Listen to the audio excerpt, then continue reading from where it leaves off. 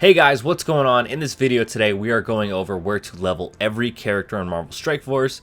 Essentially, it's going to be kind of an overall guide, and should hopefully help point you in the right direction. Some things will vary player to player based off red stars, based off, you may get a lucky Mega Orb pull and might have access to some characters that some don't. But yeah, basically we're going to go over essentially where kind of I think you should be focusing your roster if you have access to these characters, and kind of where to level these characters. Now you may, end all be all, you want your roster to be maxed out as it can be, because that will help you compete in Blitz more, because Blitz is a game mode that kind of requires every character to kind of get the most points that you can. But basically the ones that we're going to be focusing on are legendary events, Dark Dimensions, Arena, War, and raids. And that's basically going to be the thing that you covered. And like I said, of course, you want to get as many characters as high as you can in Blitz. It'll help your Blitz scores and hopefully help you get in the top 1%, so you can get as many Blitz shards as you can as a free-to-play. But essentially, let's go over where you want to take all these characters as free-to-play players. And again, you may disagree with some of this stuff, and you might not even have access to some as free-to-play people, but hopefully in time you will. But let's get right into it. So the first thing I want to go over, and the first characters you should be taking up to Gear 15, is going to be DD4 characters. And the reason why I say this is because DD4 and Dark Dimensions both rewards a ton of gear, a ton of mini uniques that will help the rest of your roster get leveled up. And so we're going to just start with Global. Basically, like I said, you're going to take them up to Gear 15, but we're going to start with Global. And there is some variation you can do for Global. Cosmic's a little more strict, City's a little more strict, and Legendary's a little more strict. But I think with Global, you're going to have an easier time. So we have Sinister, we have Emma, and we have Ghost. I think you can one-shot Global with these three characters. You need 4 to actually get into Global, 5 to start DD4. When you get to node 4, you need 4 Global characters, so even if you have 2, you can't start it, you need 4. And why I think you can do it with Ghost, Emma, and Sinister, I believe on the final node in Global, which is the hardest, the final nodes of Cosmic, City, and Legendary are going to be the hardest, except for... no, yeah, that's pretty much true. I was getting my City mixed up with my Legendary. But essentially, with that final node in Global, there's going to be a ton of Symbiote Spider-Mans, and if you can clone those Symbiote Spider-Mans and team them up with Emma and with Ghost, you will have a very easy time. What I like to do in those nodes is have Emma use her special, apply slows to the opposing team, and have Ghost extend those. And then if you get Symbiotes on your team, he was made specifically for Dark Dimensions and for raids, and he gets a stun, and he gets to apply slows, and he gets to extend debuffs as well. I think he's really great in that position. I'm going to try and go through these really quickly. As you can see here on the bottom too, I want to point this out for Legendary. If you're kind of needing help with DD3, you can throw Phoenix in it, and at the Global spot, you can throw Ebony Maw in at the Cosmic spot, and you can throw Doc Ock in the City spot. It kind of works out perfectly, but I think these 3 are a must. Again, you may disagree. Your 4th character that you could take in could be like a Red Guardian, a Baron Zemo, or if you're looking to level up the new Secret Avengers, you could go with any 3 of them, honestly. I think Captain Sam has a lot of great utility as a protector. I think Sharon Carter is a really good controller, and then you have Maria Hill bringing in a ton of minions. So I think any one of those are fine in the 4th slot, or you can go with Red Guardian or maybe even Black Widow or something along those lines. But like I said, I use Baron Zemo. I would not recommend that. I think you should probably go for Secret Avenger, just because they are kind of like the next best raid team, so I think you're going to want to have them leveled up anyways. But on to Cosmic. DD4 Cosmic, the 3 that I recommend is Minerva, Hela, and Kestrel. I think you could actually sub out Hela, but I kind of like how there's not a lot of Mystics in this list, and I think Hela will help with that. A great 4th is Silver Surfer as well. I also like Gamora, and basically any of the Infinity Watch along with Gamora will do great. But basically the idea with these 3 characters is Hela's going to spawn in Greg, so whenever an enemy attacks Greg, they're going to lose turn meter. Maybe Hela will die, and you can get a revive and possibly have 2 Gregs on the field. If Hela dies and Greg is still alive, and then Minerva revives Hela, she'll have another Greg, so 2 Gregs is nice. You have Kestrel just doing crazy amounts of damage. Like I said, I would recommend Silver Surfer or any of Infinity Watch that you can. I actually had a much easier time. I didn't have Hela, and that was kind of like my mistake. I went for Thanos over Hela, and I definitely do not recommend that. But my second time around, I used Gamora, I used Kestrel, Silver Surfer, Minerva, and Thanos, and I had a much easier time. So with the amount of damage that all of Infinity Watch does, and you could plug them in there, is great. Same with Kestrel. I just like Minerva there for the revives and healing, and her 15% health steal, and then Hela again will rewind turn meter. On to City, I think you need these 3 symbiotes, and then you can probably do Night Nurse. I think that's probably your best bet when it comes to it. Obviously, if you can have all symbiotes, that's great, but just that requires a lot of alien spores, so it's a little tricky to get there with all symbiotes, but you may get there eventually. I think you guys know the power of symbiotes. They are really good at survivability. Again, that last node with Emma and the final wave of like Black Bolt, Miss Marvel, and X-23s sucks, but that's still your best bet. Hopefully we get more bio characters. Hopefully we get more city characters that can alleviate that. But that's honestly probably the worst part of DD4. I think everything else is balanced with DD4. Onto Legendary, I think these 3 are going to be your best bet. Phoenix and Ebony Maw have his health steal, meaning that like they're just going to take a flat percentage of someone's health. If they have 100,000 health, they're going to steal 15%, and then Dark Phoenix will steal 20% if you put a T4 in her special, but honestly at this point in the game I would not recommend it. And then Doc Ock just helps not have offense downs and all that stuff. A good 4th slot could be if you have access to Adam Warlock, Invisible Woman, Shuri, and then I use Black Bolt. He didn't do a lot of damage, but I think he's viable in that slot. So the first characters that you want to bring up to Gear 15 are going to be your Dark Dimensions characters. And if you're watching this and Gear 16 is out, by the time Gear 16's out, Dark Dimensions 5 will probably be out. So I will always recommend going through Dark Dimensions first and prioritizing that. I think any characters that you can use towards end game content in Dark Dimensions, you're going to be better off with. But let's move on to Arena Offense. I think your Arena Offense and your Arena Defense should both be Gear 15. I think you should prioritize getting raids up before you get, like if your Arena Defense is different than your Arena Offense. It kind of was like that for a little bit when it was Kestrel, like Longshot, Shatterstar, Zima, when the Arena was diverse, but now everyone's just running Infinity Watch. Obviously, I think that you need to get your Arena Offense up to Gear 15 and have them be as powerful as they can be. I'm not going to go over specifically like Infinity Watch and what they do, but basically my recommendation is run Infinity Watch with Kestrel if you don't have Adam Warlock, and hopefully you'll be all right. Not that it's going to like get you into slot number 1 or you'll stay there, but I think it makes sense to have your Arena Offense up at Gear 15. Next up, what I recommend is Gear 14 for Doom Raids. Now, eventually you'll want to get them all to Gear 15 and a little bit higher, but I think Gear 14 is a good stopping point to get through them. And so we're going to go over all these teams and specifically why these teams. No surprise here with Axemen as your Doom Raid Mutant team. They're great in there.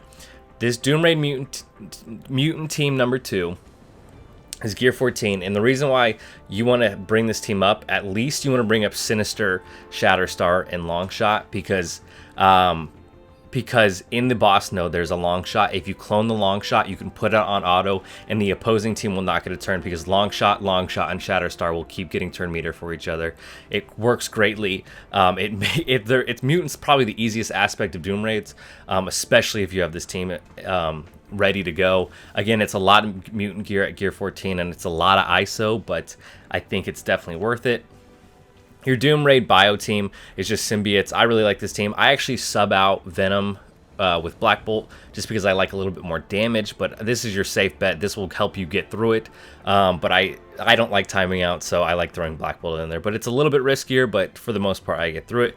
Doom Raid skill. So what I'm going to recommend with Secret Avengers coming out is I think a lot of people were preparing for skill before Secret Avengers. Skill was able to be complete, especially with these 5 right here. If you have skill done and are able to get through skill nodes, hold off on Secret Avengers and build up the rest of your Doom Raid teams. Like if you need to build up a mutant team or a mystic team or something along those lines, I think that is the way to go. But yeah, basically what I'm going to recommend is if you have Red Guardian and Night Nurse built up already, hold off on building up Secret Avengers. You will eventually get there, but I think it's more important to go broad when it comes to Doom Raid and then finally kind of like take up Secret Avengers. That's what I'm doing. I'm trying to finish up Mutant the best I can, then I'm going to go and build up Secret Avengers. Next up, we have Doom Raid Mystic team. Obviously, if you have Adam Warlock, throw Adam Warlock in there, but I think this is your second best team. I just didn't throw him in there just because it's the first time a Legendary's been around. I think you still want to build up Doom for it. You still want to build up Silver Surfer, Ebony Maw, and Thanos. Again, if you're not built up on Mystic yet and you are kind of waiting for Adam Warlock, I don't think that's a bad idea, but I think this is your second best team right here, but I just kind of like to, first time Legendaries come out, I want to kind of leave them off just a little bit. Again, I didn't do that with Arena up here, but that is the best Arena offense team. So I it's weird how I'm saying that, but it's just basically I want to give you another option. Doom Raid Tech. I really like Shuri in this spot. I actually use Nebula instead of Shuri. My Shuri's actually not built up yet, but I did like Shuri when prior to the ISO restrictions. Eventually I'm going to put Shuri in where Minerva is. Maybe I'll put her in where Nebula is, but I have a lot of blue ISO on Nebula purely for Arena. But yeah, basically this team will help you get through it. The people that do the most for you are going to be Doom, Kestrel, and Doc Ock. Shuri I like for the ability energy, and then Minerva's there for an in-case emergency revive. Catalyst of Change, I'm going to recommend Gear 13. I think if you bring up Falcon, I would really just say Gear 12 and a half, but Gear 13, Gear 13 implies like level 70-ish. And so what I like about Falcon is you have Falcon use a special and give the other 4 characters a bunch of turn meter, and hopefully they will help you get through it. I think Catalyst of Change is a lot easier now than what it's been, but I think Kestrel and Silver Surfer will do a lot of the damage for you, along with Black Bolt and Ultron, but basically Falcon's there just to get them the turn meter that they need to kind of get going. All right, now it's time to go over campaign. What I recommend for campaign is Gear 11. I think that's a pretty standard. I think some characters you can take up to Gear 12. Some of these characters all of these characters are going to be farmable before the nodes. For example, like I don't recommend, like Taskmaster used to be in the last node in Doom, so he wasn't accessible to people on the I think it's Mercs and Wakandan's parts, and so that's why. He wasn't formerly there, but now he is, so he's farmable. I don't remember exactly where he is, but you have access to him to do this. So essentially, anybody that I give you for these campaigns is going to be accessible to you. It doesn't necessarily mean it's going to be the best team, but with the accessibility that is there, hopefully you should be able to get through it. So this Hero 7-1 to 7-3 team, I think this team is better than Defenders. It's City. Like I said, I don't have all of them on here because I think when it comes to Heroes Cosmic and Heroes Global, you should have an easier time of assembling those teams just because you could use Axemen for Heroes Global, and then like Heroes Cosmic you could do Inhumans or something along those lines. So I just kind of leave the harder ones on here. I think the other, these are the ones that I think people struggle with or struggle assembling teams for.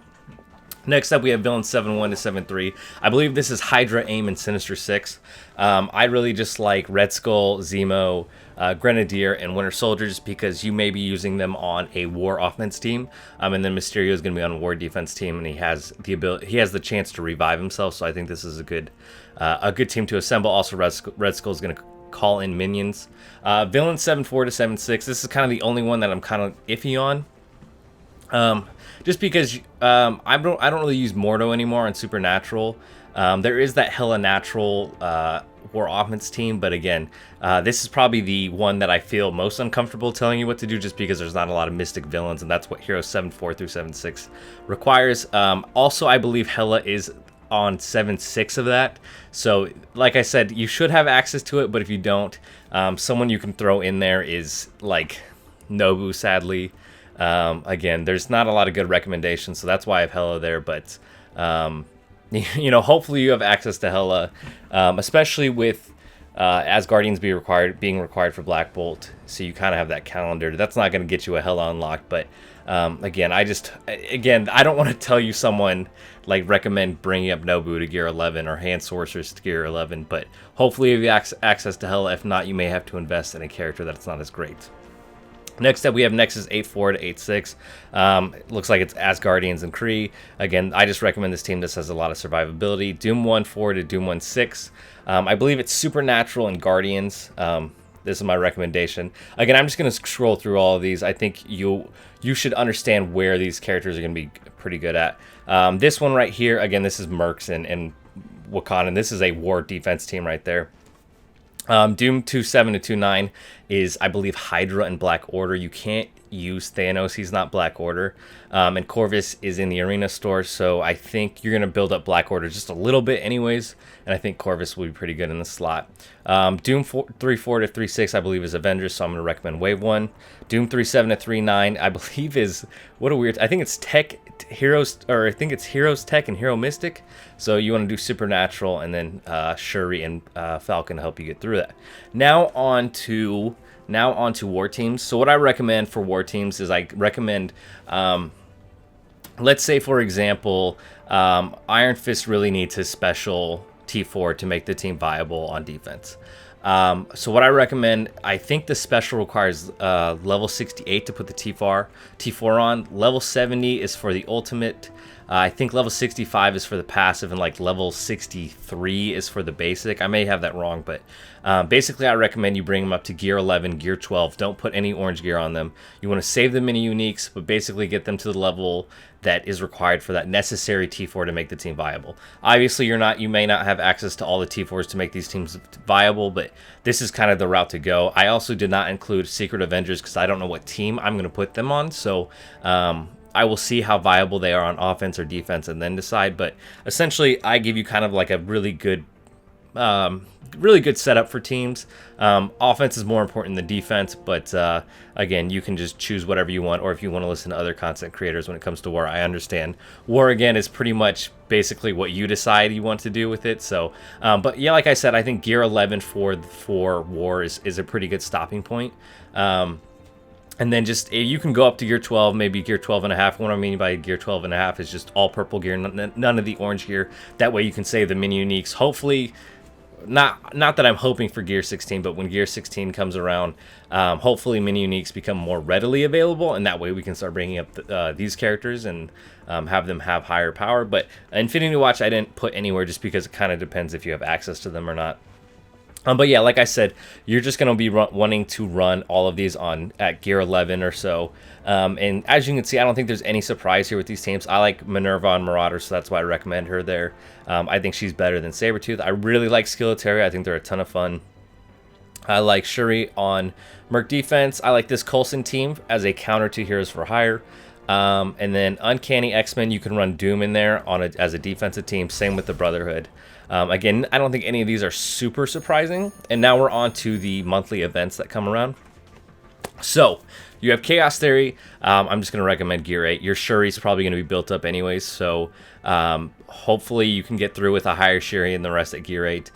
Relic Hunt, I think, is a little more challenging, so you're going to need them at Gear 9. Skeletori, again, you're going to have them up at Gear 11, but you will probably have access to these 5 first over Yelena, just because there's 6 available, so I think this is probably the best way to go, Gear 9 for them. You need Gear 14 for Adam Warlock. The Jubilee event, I would recommend Gear 10. They said that event was going to be a little bit harder. And then we have Ebony Maw requiring Gear 8, because you'll probably have your Black Bolt leveled up. Gear 9 for Black Bolt's event. And again, I'm just going through Gear 9, Gear 9, Gear 8 for Nick Fury. I don't want you to put any purple gear onto these Kree minions. Star-Lord, Gear 8. With Gamora, she will do a ton of damage because of her rework. And then Iron Man, Gear 9. So the reason why, a lot of people disagree with me on this, but these 3 in the middle are all in the Blitz Store, and these 2 are in the Raid Orb. So I think you'll probably get access to these characters first, so that's kind of why I'm like, bring them up. But if you don't want to level up Ravager Stitcher or Ravager Boomer, I totally understand and use Groot or Drax. That makes a ton of sense to me. But yeah, basically, like I said, you want to prioritize DD4 and Arena Offense, get them up to Gear 15. Doom Raids require Gear 14. Not require, but I would recommend Gear 14. You know, the mutant part is a little bit easier, so you can go a little bit lower on that. Mighty Pride's only Gear 12, but the rest are Gear 15. Eventually you'll want to get them up to Gear 15. Campaigns, Gear 11. Hopefully these campaign characters that you can use on War. And then War you want at Gear 11 as well. So those are my recommendations on where to level every character. If you, like I said, in an ideal world, you would level up all the characters as high as you can. That way you can get the most use out of your roster. But, you know, that's not necessarily easy for free-to-play people, and it's not even possible for free-to-play people. So This is my recommendations on where to level every character in Marvel Strike Force. Let me know if you think I'm right. Let me know if you think I'm wrong. Let me know where you disagree. I want to get your input. I want to know what you guys are planning for DD4 Global. Like I said, you can dominate DD4 by putting a ton of slows on the opposing team, and if you can do that, you get a ton of turns, and that allows you to survive. But I think this will point you in the right direction. Again, it varies on roster to roster and red stars to red stars, but this is my recommendation. That's going to do it for this video. Thank you guys for watching. On this channel, I do guides, I do orb openings, and I do streams, and I do all sorts of Marvel Strike Force stuff, so make sure you're subscribed, hit that like button, join the Discord, follow me on Twitch, and I hope you have a great day. Bye.